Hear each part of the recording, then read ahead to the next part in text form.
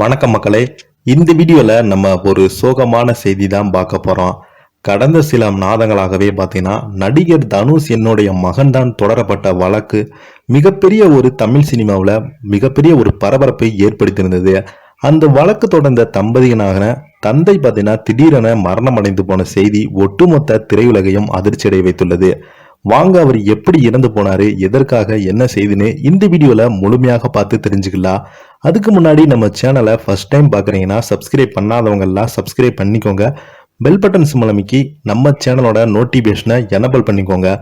நாங்கள் போடுற வீடியோ பார்த்தீங்கன்னா உங்களுக்கு உடனுக்குடனே வந்து சேரும். வாங்க என்ன தகவல்னு பார்த்து தெரிஞ்சுக்கலாம். தமிழ் சினிமாவில் தனக்கென ஒரு இடத்தையும் அதிக ரசிகர் கூட்டம் வைத்திருப்பவர் தான் நடிகர் தனுஷ் அவர்கள்.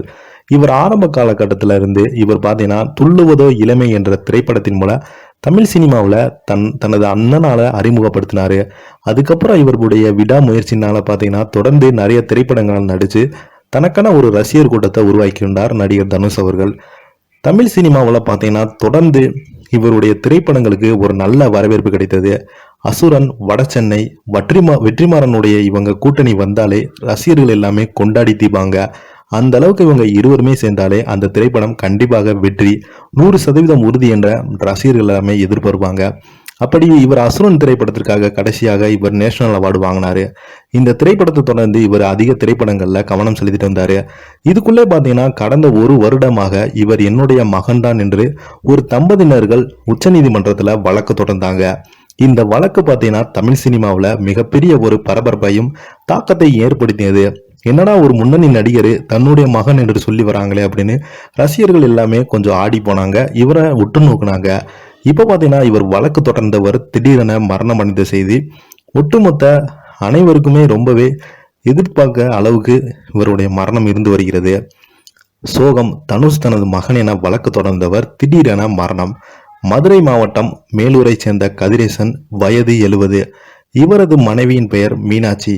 நடிகர் தனுஷ் தங்கள் மகன் என்றும் வயது காரணமாக தனுஷ் தங்களுக்கு நிதியுதவி வழங்க வேண்டும் என்றும் வலியுறுத்தி இந்த தம்பதியினர் மேலூர் நீதிமன்றத்தில் வழக்கு தொடர்ந்தாங்க.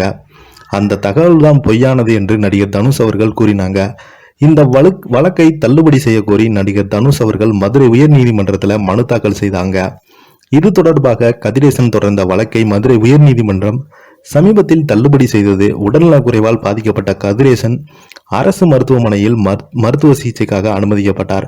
சிகிச்சை பலனின்றி கதிரேசன் நேற்று பரிதாபமாக உயிரிழந்தது இப்போது சோசியல் மீடியாவில் அதிகமாக வைரல் ஆயிட்டு வருது.